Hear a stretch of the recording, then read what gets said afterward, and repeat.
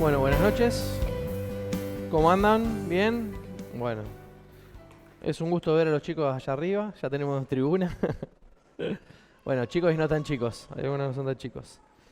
La verdad que pensaba en esa canción que justo no, creo que no hay coincidencias. También la cantamos en la cena y la cena de hoy estuvo marcada un poco por ese sentido de poder estar contemplando el momento en que el Señor venga a buscar a su iglesia. Y es algo que creemos, es algo que sostenemos firmemente, es algo que la Biblia enseña claramente y es nuestra esperanza. Es lo que nos da energía muchas veces, es lo que nos ayuda a purificarnos.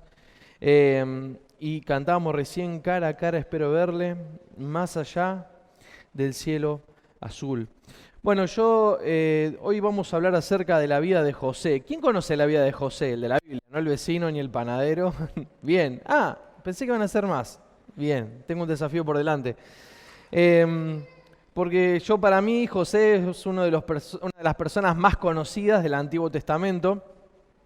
Por lo menos en el libro de Génesis se habla un montón de él. Y el desafío que tengo y el desafío que tenemos es tratar de estudiar la vida de José en forma rápida. Son muchos capítulos, pero además pensando en Cristo, porque estamos viendo los tipos de Cristo en el Antiguo Testamento, ¿bien? Y la tipología es esta forma de interpretación bíblica donde nosotros podemos ver en el Antiguo Testamento objetos, personas, edificios que nos vislumbran a la persona de Cristo, que va a venir un poco más adelante, por lo menos en todo lo que es el Nuevo Testamento. Muchos teólogos, especialmente A.W. Pink, menciona que hay aproximadamente 60 paralelos entre la vida de José y la de Jesús. Hoy vamos a ver solo 55. No, mentira. Pero hay un patrón que son estas palabritas que las vamos a ver atrás. Es amado, ya pueden ir pasando, amado, rechazado, humillado, exaltado y salvador. Y estos eventos o estas palabras van a estar muy relacionadas con la vida de José, pero a su vez de una forma profética o de una forma justamente de esto que le decimos tipo de la vida, de José en la vida de Jesús. Habíamos visto, por ejemplo, en la vida de Isaac, que también era un tipo de Jesús. ¿Por qué? Porque Isaac, ¿qué era? El hijo de la promesa, era el hijo amado, y Dios le había pedido especialmente a Abraham que tome la vida de su hijo. Bien, así que también podíamos ver ahí el tipo de Cristo en la vida de Isaac. También habíamos visto el tipo de Cristo en la vida de Moisés, porque Moisés era este libertador que Dios levantó para rescatar a su pueblo. Y la vida de José ocupa en el libro de Génesis una franja muy importante, desde el capítulo 37 hasta el capítulo 50. La mitad del libro casi de Génesis está dedicada a contar la vida y la historia de José, lo que nos indica que es profundamente importante también para nosotros. Así que lo vamos a dividir en dos módulos. No, mentira, otra broma. Quédense tranquilos. Pero son muchos capítulos. Ese es el desafío que recién le decía a Miguelito. Pero lo que quiero que por favor te quedes, y lo que creo que el Señor me impactaba, es que puedas pensar en la gracia de Dios. Bien, la gracia de Dios es ese favor inmerecido en el cual Dios, siendo el ser más importante, más sublime, eterno de todo el universo, se inclina hacia su creación, que somos vos y yo, que estábamos caídos lejos de Él, y nos toma en su gracia, nos saca de donde está. Pero también en la vida de José vamos a ver que hay toda una providencia, es decir, que hay toda una serie de sucesos que se van a ir dando y vamos a ir viendo cómo la gracia de Dios se desenvuelve en la vida de José. No sé si me escuchan. ¿Estamos acá? Hola. Entonces vamos a ver la gracia de Dios, obrando en el medio de la injusticia, en el medio del sufrimiento, del rechazo, pero también nos va a mostrar acerca de la gracia que va a venir. Así que vamos a meterle, vamos a Génesis capítulo 37. Yo casi todos los textos los pude poner ahí atrás, pero si vos querés abrir tu Biblia o desbloquearla, podés hacerlo en este momento. Vamos a leer Génesis capítulo 37, versículo 1. Dice: habitó Jacob en la tierra donde había morado su padre, en la tierra de Canaán. Esta es la historia de la familia de Jacob. Bien, Jacob era el patriarca, digamos. José, siendo de edad de 17 años, apacentaba las ovejas con sus hermanos, y el joven estaba con los hijos de Bila y con los hijos de Silpa, mujeres de su padre, e informaba José a su padre la mala fama de ellos. José era uno de los 12 hermanos que conformaban los hijos de Jacob, y él se dedicaba a tareas, por lo menos lo que podemos ver acá, de pastoreo. Pero José era un poquito botón, ¿bien? Acá dice que él informaba a su padre la mala fama de ellos. Pero lo que nos vamos a intentar dedicar es a intentar a ver en qué se parece José de Jesús. ¿Por qué? Porque nos va a ayudar a poder ver qué importante que es Jesús en este papel de la gracia, pero cómo todas las cosas que fueron ocurriendo en la vida de José llegaron hasta un momento cúlmine en su vida, donde todo pareció encajar, donde todo pareció resolverse, y eso solo ocurre cuando está Dios en el medio. Por eso es que cuando Dios está en el medio no hay coincidencias, no hay casualidades, sino que es su mano, es su providencia trabajando en nuestras vidas. Y si quieren nos juntamos a tomar unos mates, le puedo contar de un montón que hizo en mi vida, pero vamos a ver las que hizo en la vida de José. Entonces lo que primero vamos a ver es José como el hijo amado, ¿bien? José era casi el más chiquito, después de José venía Benjamín, que era el más pequeño, y Israel, que así fue el nombre que le dio Dios a Jacob, lo amaba a José más que a todos sus hijos, por dos cosas. Primero porque lo había tenido en la vejez, pero también porque era hijo de su esposa amada Raquel.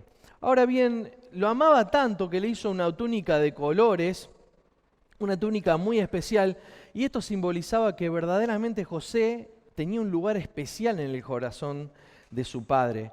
Esta túnica que le había hecho, que eran de diversos colores, yo usé toda la imagen en blanco y negro, pero era muy colorida, después la vamos a poder ver más adelante, pero significaba que el padre tenía con él un favor especial o también una distinción especial, pero lo ponía como en una posible autoridad futura por sobre sus hermanos. Si bien era algo esto que se hacía sobre los primogénitos, lo que va a pasar es que cuando le pone esta túnica, Israel estaba demostrando, Jacob estaba diciendo, este es mi pichón, este es el que prefiero. Está mal, sé que está mal hacer eso. Padres, anótenlo, no está bueno tener preferencias. Pero bueno, Jacob así lo hacía. Pero también esto tenía que ver un poco con la providencia de Dios. Dios estaba eligiendo a José. No era Jacob, no era Israel su padre, sino que Dios estaba poniendo a José en un lugar importante de, podemos decir, distinción, pero para poder cumplir más adelante una promesa de su pueblo, pero también para mostrarnos a Cristo. Y no solamente que tenía una túnica fachera, sino que Dios le había dado la posibilidad de interpretar sueños. Un golazo. Vieron que a veces los sueños no se entienden nada. Bueno, José tenía la posibilidad de entender esos sueños. Yo tengo sueños donde aparezco en distintos lugares a la vez y la gente se transforma y nunca entiendo nada, pero José tenía una capacidad dada por Dios para poder interpretar estos sueños. Y esto también despertó el odio de sus hermanos, imagínate. Ahora, acá veo el primer paralelismo entre José y Jesús, porque Jesús también era el Hijo amado del Padre.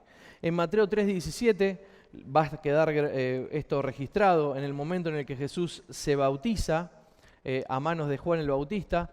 El cielo se va a abrir, va a descender una paloma, que figura el Espíritu Santo, y su Padre, Dios, desde el cielo va a decir, este es mi Hijo amado, en quien tengo complacencia, en quien haya placer mi corazón, este es mi Hijo.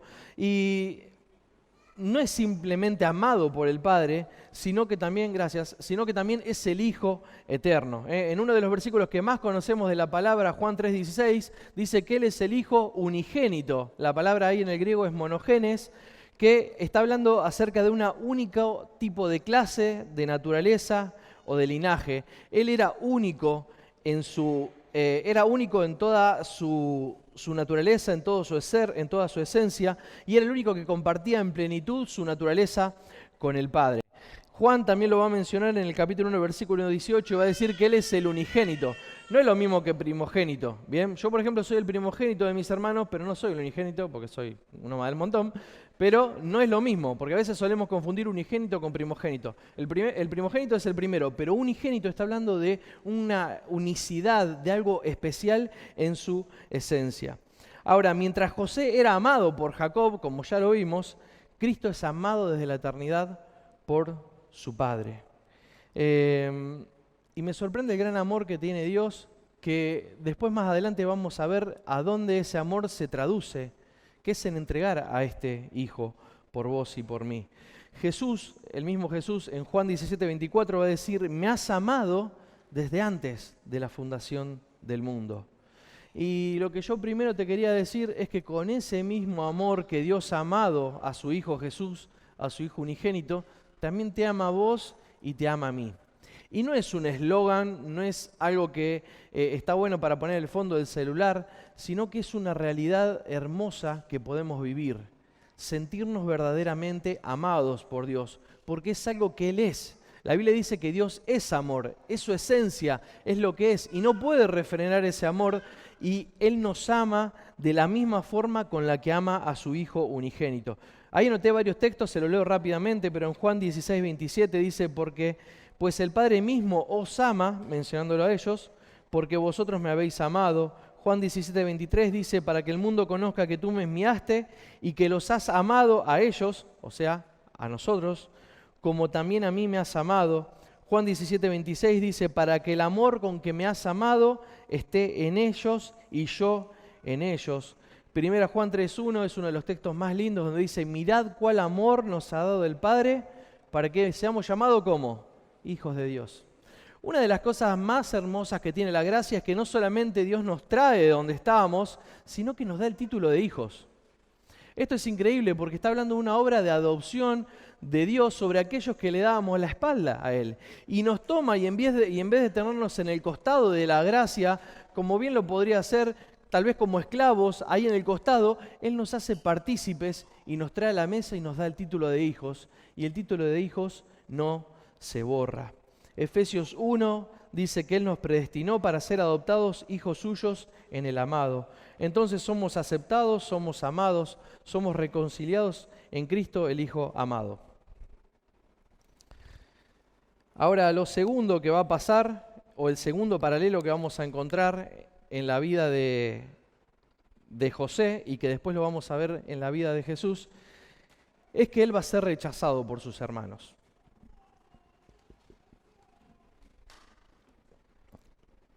Fíjate lo que dice Génesis 37, versículo 4. Dice, y viendo sus hermanos que su padre le amaba más, lo aborrecían. No es que le caía mal o de repente... Yo me he peleado con mis hermanos bastante, pero no hemos llegado al punto de aborrecer. Bueno, le aborrecían de tal forma que querían que él estuviera muerto. El odio creció hasta que ya empezó a ser una conspiración. Ya tramaban entre ellos cómo sacarse de encima al pesado de José. En el versículo 18 dice que conspiraron contra él para matarle. Y va a ocurrir una escena en el versículo 37 donde José los va a venir a buscar y ellos lo van a ver de lejos. Esto está en el versículo 18. Y antes que llegara a ellos, lo venían viendo de lejos, conspiraron para poder matarle. Y se burlaban de él diciéndole, ahí viene el soñador. Lo quería matar. El hermano más grande va a interceder, Rubén, y va a decir, che, muchachos, no lo matemos, vamos a tirarlo en un pozo. No sé qué peor. ¿Y qué pasa? Lo tiraron en el pozo y el pozo estaba seco, la cisterna estaba seca, así que no se murió y quedó ahí. Entonces la segunda idea genial que tuvieron es venderlo a mercaderes. Unos tipazos los hermanos. ¿Y qué pasa? Lo van a vender a unos mercaderes que pasaban y van a engañar luego a su padre agarrando la túnica de colores y poniéndole sangre de un animal para decirle que un animal salvaje lo había comido. Qué hermanitos que tenía José. Pero fíjate que va a ser humillado, va a ser entregado, va a ser traicionado por sus hermanos y va a ser vendido. Y vendieron a José por 20 piezas de plata. Ahora, Jesús también fue rechazado. Y Jesús también sigue siendo rechazado en muchos lugares.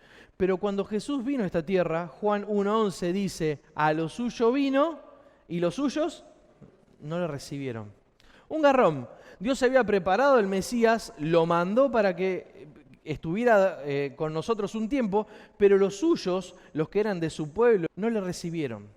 Entonces es por esto que los judíos de ese momento, los líderes de Israel, conspiraron contra Jesús para matarle, también como habían hecho los hermanos de José. En Mateo 26, del versículo 3 al 4, se está proyectando todavía atrás, dice que consultaron para prender a Jesús con engaño y matarle. Él fue entregado por uno de sus íntimos. Vemos más adelante que Jesús, luego de transitar aproximadamente unos 3 años de ministerio, con una de las personas que había recorrido mucho y visto mucho, que era Judas Iscariote, ese mismo Judas lo va a traicionar con un beso, lo va a entregar en manos de estos judíos que lo querían prender para matarlo, y van a entregar por él, ¿cuántas piezas de plata? 30. Un poquito más que José.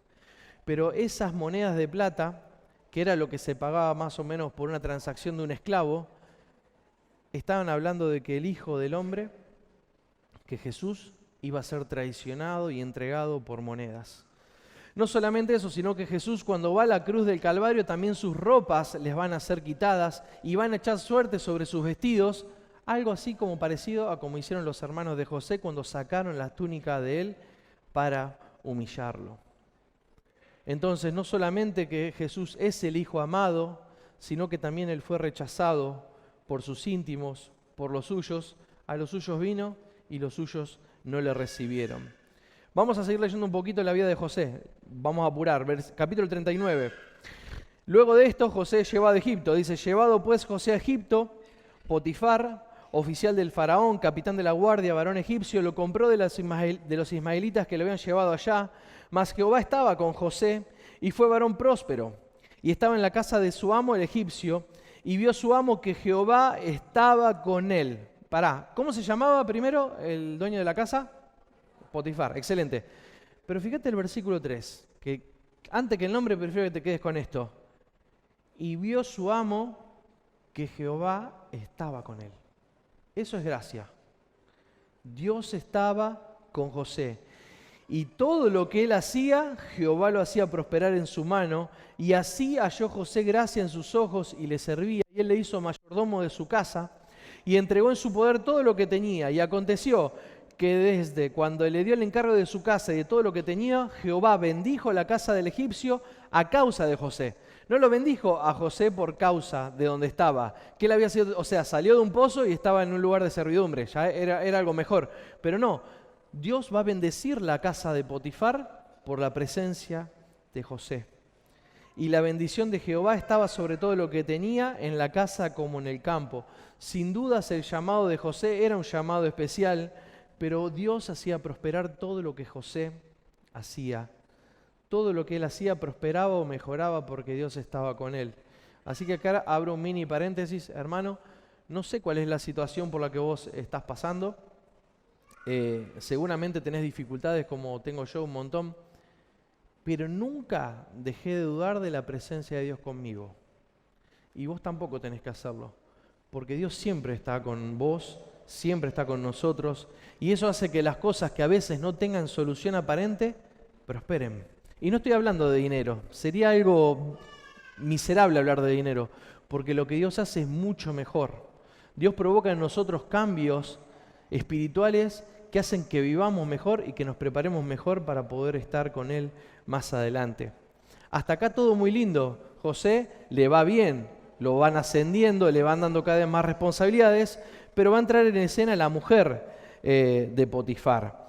La mujer o la esposa en realidad de este oficial va a poner los ojos en José. De una forma obviamente no era que decía, bueno, mirá qué bien cómo trabaja José, no, sino que va a tener lujuria con él y quiso aprovecharse de él. Y José no dudó, yo no sé si lo puse ese texto, no, creo que no. Y José no dudó e hizo lo que todos deberíamos hacer cuando nos encontramos ante una experiencia que tiene que ver con el pecado, huir. Más si estamos hablando con el pecado del tipo sexual. Hago un mini paréntesis, que tal vez no sería el lugar, pero tal vez varones, tal vez mujeres, escapemos de las situaciones límites. No es el momento de mostrar cuánto sabemos de teología, no es el momento de relucir nuestros dones, no es momento de ponernos a charlar con la tentación o de ver si podemos aguantar. Rajá. Después va a haber tiempo para todo lo que quieras, para orar, pero es el momento de huir. Y José huyó tan rápido que ella se quedó con las ropas de José en sus manos. Ahora, yo me anoté ahí y marqué en realidad, bueno, ahí está la palabra técnica, ella le dijo duerme conmigo, o sea que está bastante claro lo que quería con José, pero él le va a decir, ¿cómo pues yo haría este grande mal y pecaría contra Dios? ¿Cómo pues yo haría este grande mal y pecaría contra Dios? Esa es la motivación correcta para no pecar. Si vos querés saber cuál es la motivación correcta, lo dice ahí José. ¿Por qué yo haría este grande mal? No contra él mismo, de hecho si él hubiera hecho algo, la Biblia dice que la inmoralidad sexual es un pecado que uno hace contra el propio cuerpo. Pero fíjate que él está poniendo las cosas en orden y dice hubiera pecado contra Dios. Eso era lo más importante. No le importaba su recompensa, su reputación, su puesto laboral, sino una correcta búsqueda de la santidad de Dios. Y pensaba que también José fue tentado, pero también Jesús fue tentado en el desierto. ¿Se acuerdan? No lo vamos a ver por una cuestión de tiempo, pero Satanás le va a ofrecer los reinos, le va a ofrecer un montón de cosas, pero Jesús va a responder con la palabra de Dios y va a poder salir de esa tentación también sin haber caído. Así que también ahí podemos ver otro paralelo, por lo menos un paralelo pequeño. Pero fíjate lo que pasa en el versículo 20, dice, y tomó su amo a José y lo puso en la cárcel, y donde estaban los presos del rey, y estuvo allí en la cárcel. Ahora vamos a ver un videíto. Yo le llamo el momento Disney de la noche, para cortar un poquito, para que no se aburran. Pero vamos a ver un videíto cortito de qué pasa cuando José es enviado a la cárcel. Pero más que nada para que sepan que aún en la cárcel Dios estuvo con José. Y todo eso que pasó también en la cárcel, vamos a ver que también era para una muestra más de la gracia de Dios, porque Dios tenía un plan en la vida de José.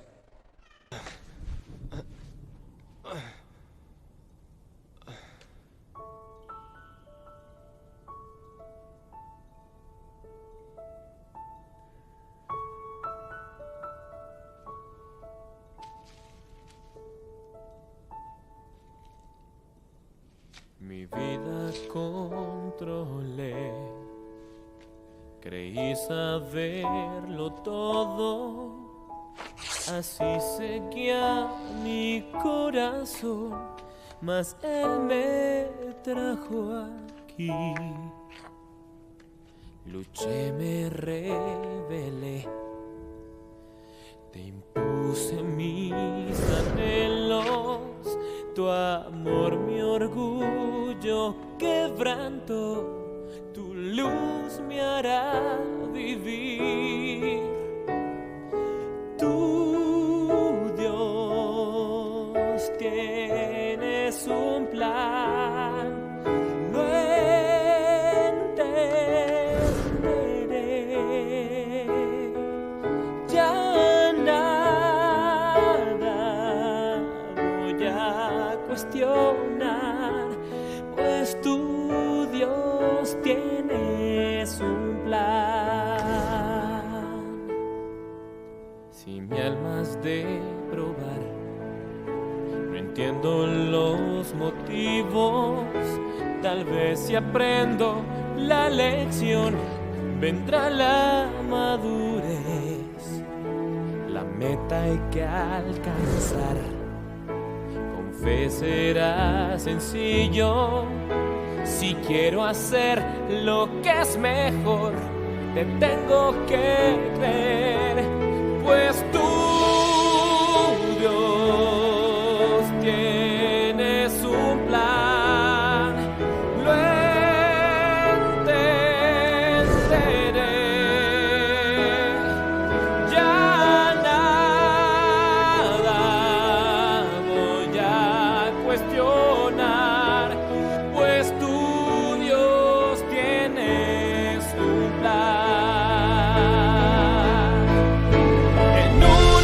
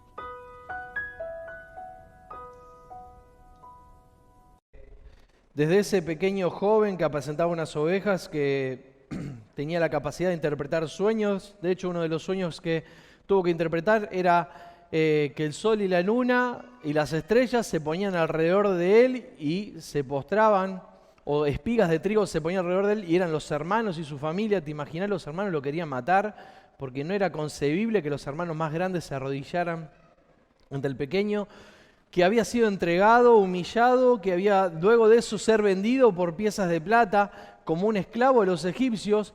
Va a ser acusado injustamente de algo que él no había hecho, porque la mujer de Potifar va a decir, no, en realidad el que se quiso sobrepasar es él, por eso va a terminar en la cárcel. En todo eso igualmente había un plan que Dios estaba gestando en la vida de José. Y si bien él prosperó en la casa de Potifar, o mejor dicho, la casa de Potifar prosperó a causa de él, luego de esa acusación falsa que hizo la mujer de Potifar, ahí vamos a ver lo tercero que va a aparecerse de José a Jesús, y es que hubo un sufrimiento injusto. José no había metido la pata, al contrario, el tipo salió corriendo de ahí, pero la mujer no podía quedar mal y le va a mentir a Potifar, y Potifar no le va a quedar otra que por el honor de la esposa lo va a tirar en una cárcel a José. Y pensaba también en Jesús, que él había sido condenado sin culpa.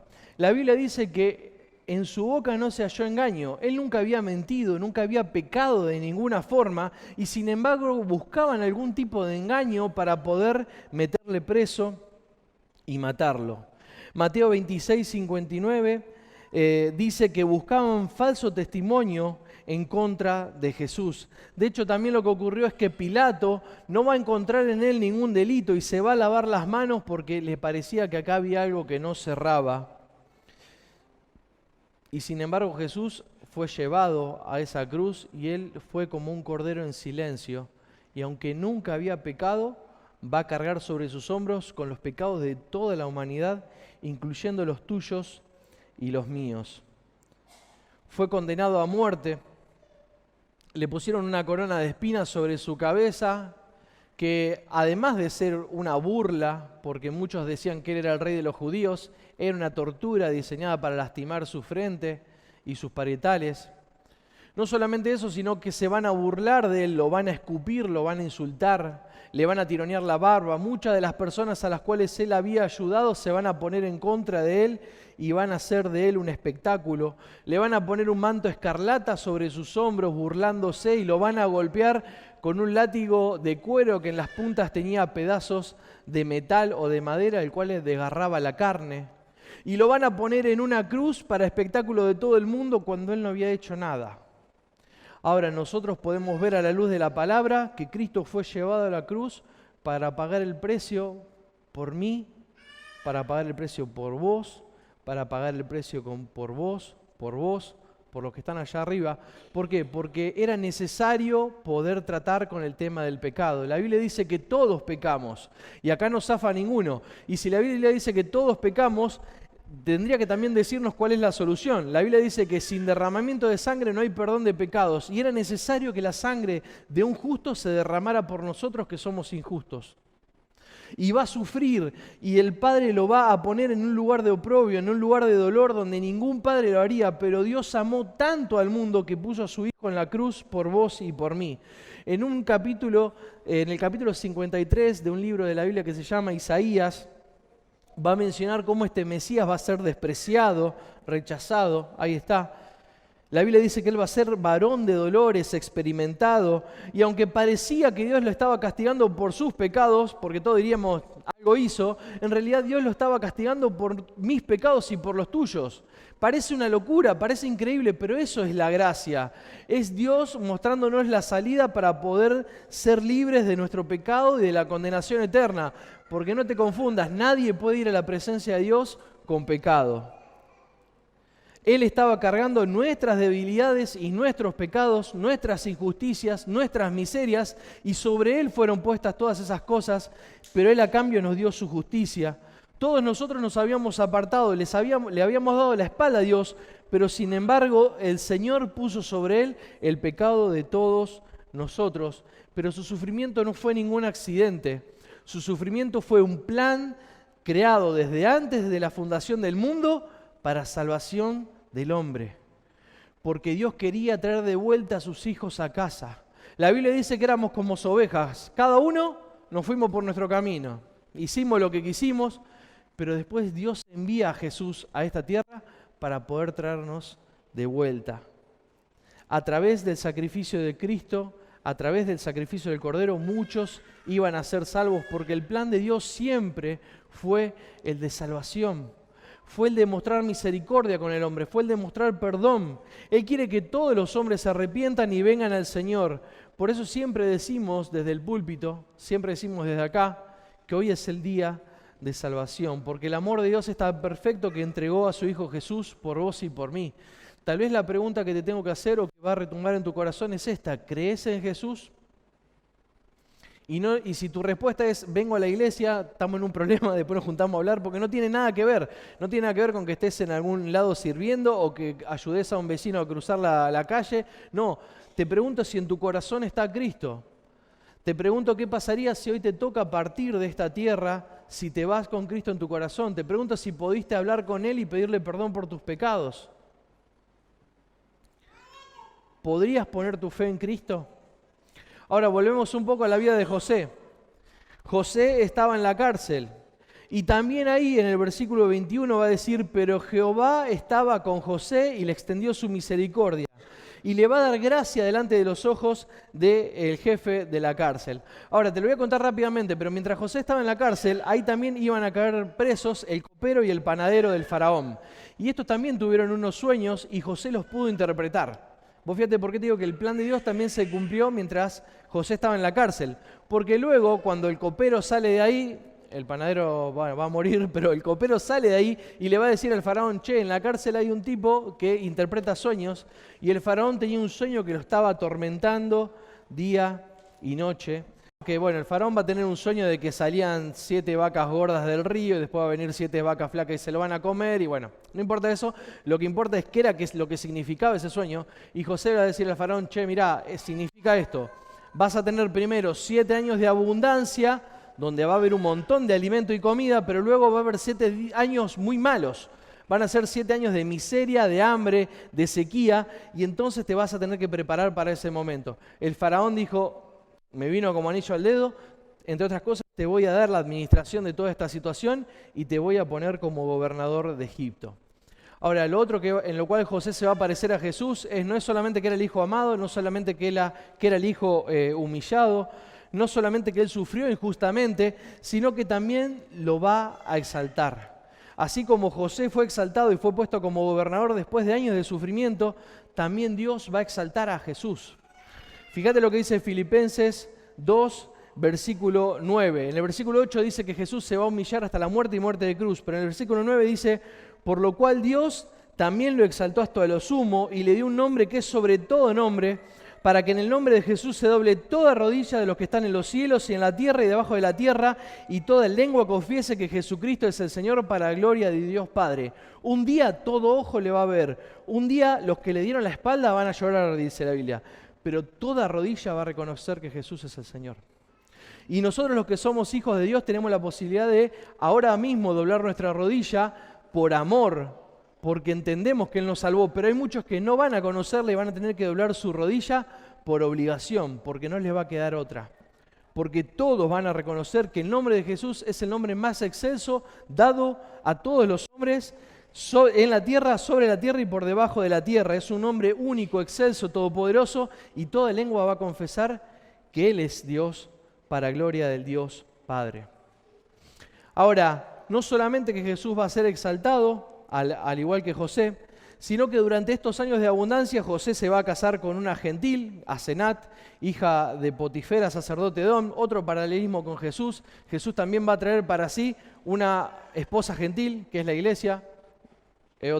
Para otro domingo, pero bueno, en algún momento Jesús se va a casar en las bodas del Cordero con su iglesia, ¿bien? Así que yo tengo invitación para ir, ahí voy a estar.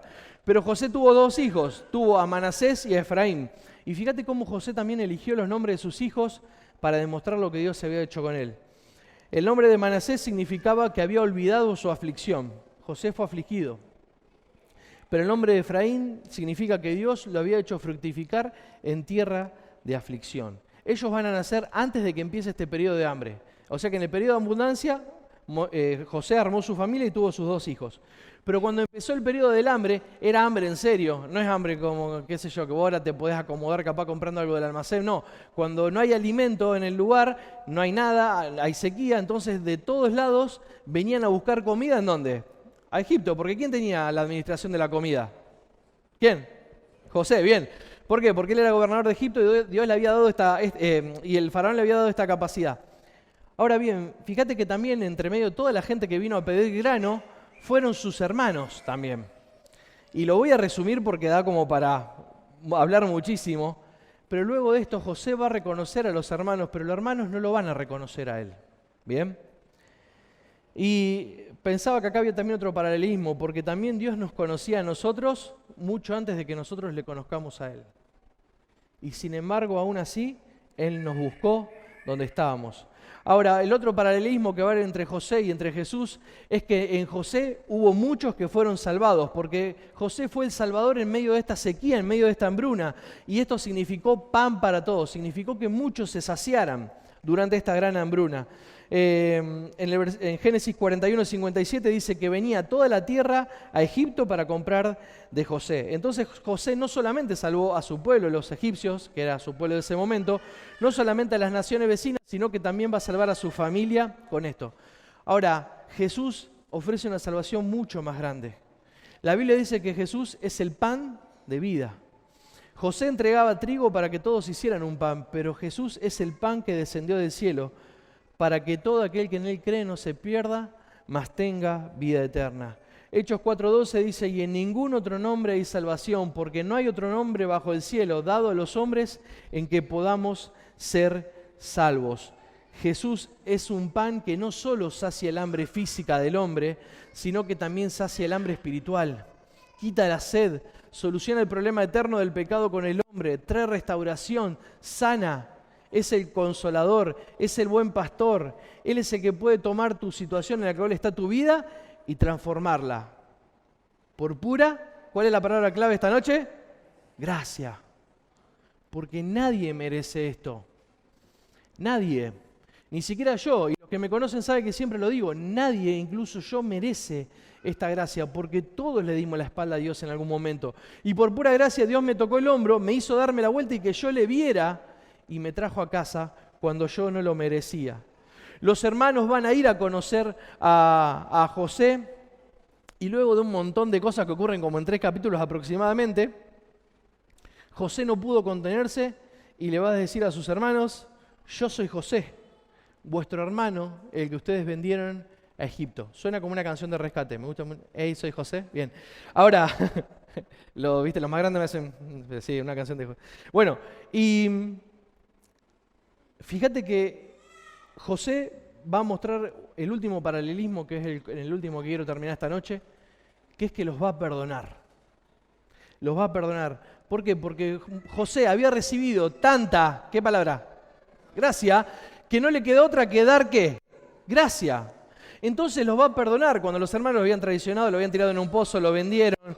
Después ninguno, ¿vos te pensás que alguno lo fue a buscar? No lo fue a buscar nadie. El tipo hizo su vida en otro lado del mundo. Pero en lugar de vengarse, el punto es que José va a perdonar. Y va a invitar a su padre, a su familia y a todas sus familias, vénganse a casa que yo me voy a hacer cargo de ustedes para que no les falte nada de comer. Y hay un texto, ahí me anoté Colosenses 3:13, de la manera que Cristo vos perdonó, así también hacedlo vosotros. Así que, mini corchete que hablo, es importantísimo que nos podamos perdonar entre nosotros. ¿Bien? Esto lo sabemos todos, pero tenemos que perdonar a Dios, tenemos que perdonar a los demás como Dios nos perdonó a nosotros, si queremos que después Dios perdone nuestras ofensas. Es saludable, sana y es lo que Dios quiere para su iglesia. Cierro el paréntesis. Me falta poco tiempo. En Génesis 50:20 está el texto que tal vez es el que más me emocionó, porque fíjate lo que les va a decir José a sus hermanos. Le dice, vosotros pensasteis mal contra mí, mas Dios lo encaminó a bien. Eso es gracia. Para hacer lo que vemos hoy, para mantener en vida a mucho pueblo. ¿Te das cuenta por qué José le cayó la ficha de por qué tuvo que hacer todo ese recorrido? Para poder salvar a su propia familia, que si no se iba a morir de hambre, para poder mantener un linaje del cual iba a venir el Mesías. O sea, era mucho más grande que José lo que estaba ocurriendo.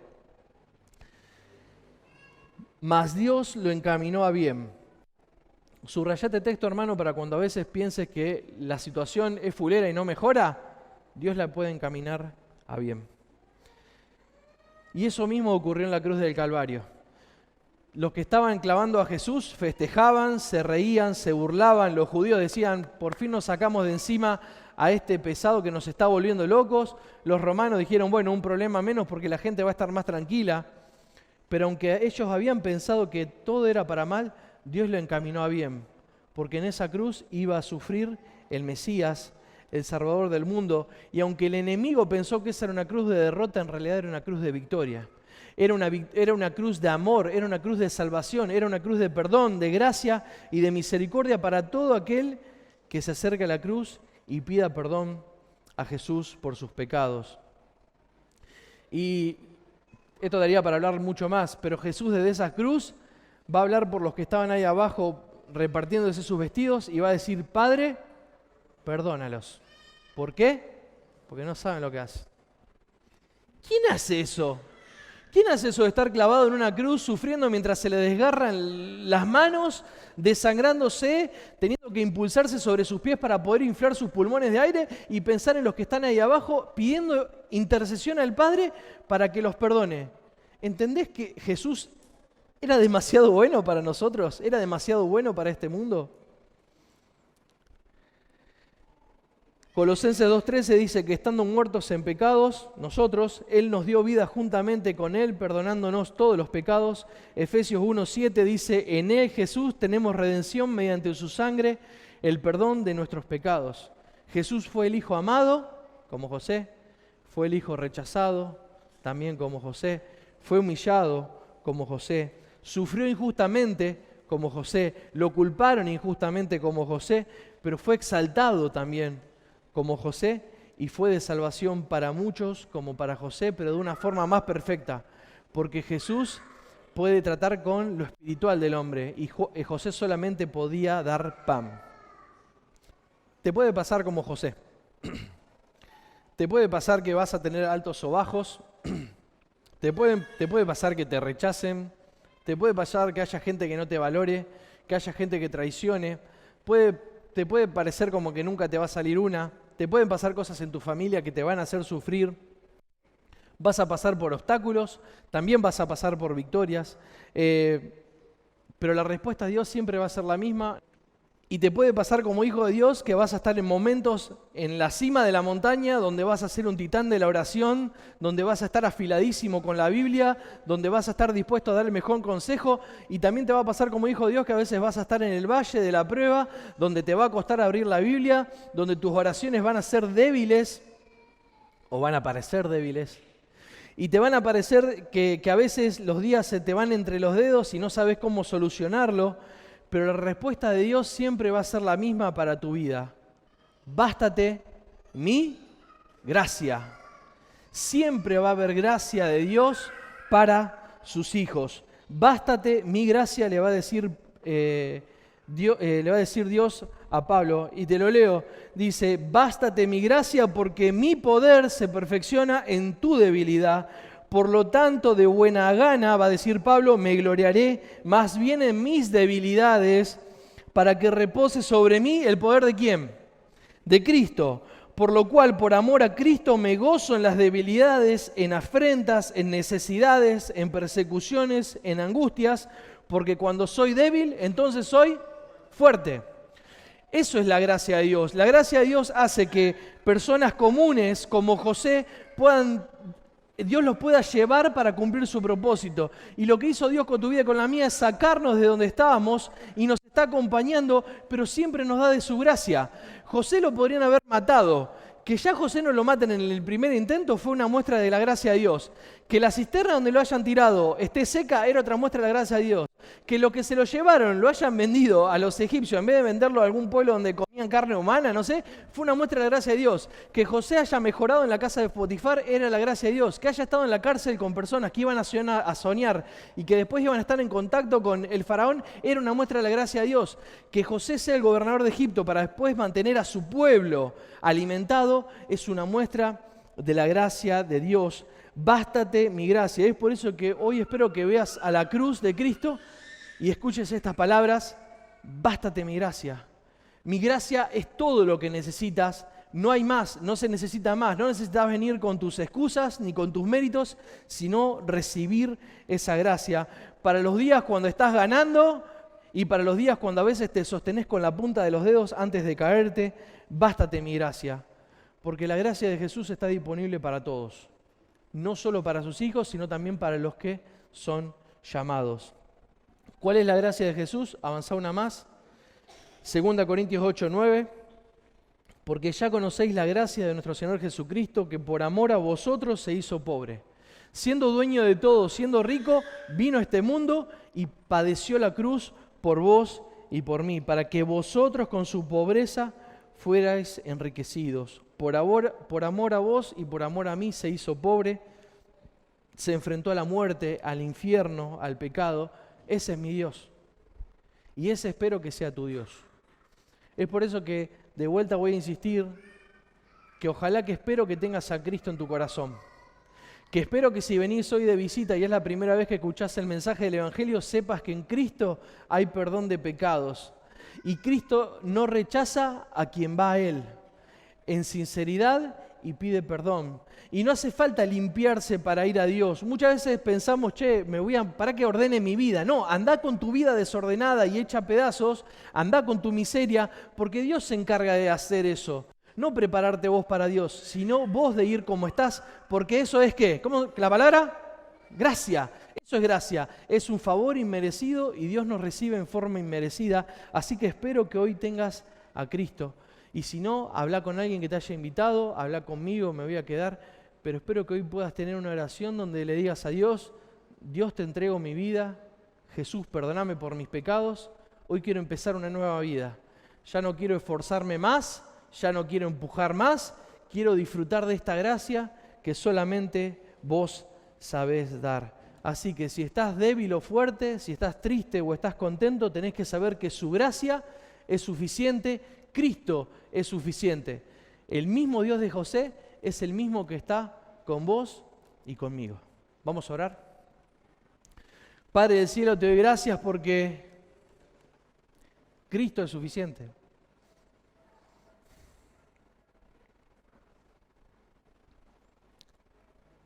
Él es suficiente, siempre. Padre, te damos gracias porque podemos ver en la vida de José a una persona que había sido amada por su padre, una persona que después fue rechazado por los suyos, que fue traicionado, que fue entregado, y aún así había un plan en la vida de José para que él pueda llegar a ser el salvador de su propio pueblo. Y no podemos dejar de ver a Cristo en esa misma seguidilla de eventos. Padre, te damos gracias porque enviaste a Cristo a morir por nosotros cuando no lo merecíamos. Te damos gracias porque aunque Él fue rechazado, aunque fue acusado injustamente, Él decidió pagar el precio en una cruz de tortura y de sufrimiento para que hoy nosotros podamos hablarte libremente y tener comunión contigo. Te damos gracias, Padre, porque quisiste sacar esa barrera que había entre medio de nosotros y vos, que era el pecado. Te damos gracias porque quisiste salvarnos desde el día cero. Te damos gracias porque preparaste a tu Hijo para poder pagar el precio de tal maldad. Padre, pero te damos gracias porque tu gracia es suficiente, porque tu misericordia es eterna, porque tu perdón es infinito. Te damos gracias, Padre, porque podés agarrar la peor miseria y darle vida, darle propósito. Padre, te damos gracias porque nos sacaste desde el lodo cenagoso, de la injusticia, de la inmundicia, Padre, y por pura gracia nos hiciste hijos. ¡Qué locura! Padre, te quiero pedir que si hay alguien hoy aquí que quiera encontrarse con Dios, encontrarse con Cristo, y empezar a vivir esto que digo y que se dé cuenta que no son solo palabras, sino que es vida en abundancia, Padre, que hoy se pueda arrepentir, Padre. Que tu Espíritu pueda moldear el corazón más duro, el argumento más insensible, Padre. Que tu palabra pueda trastocar el corazón, porque en Cristo hay redención para todos los pecados, para los más pequeños y para los más terribles. Padre, te damos gracias por Cristo. Él es suficiente. Te damos gracias por tu salvación. En el nombre de Jesucristo oramos. Amén.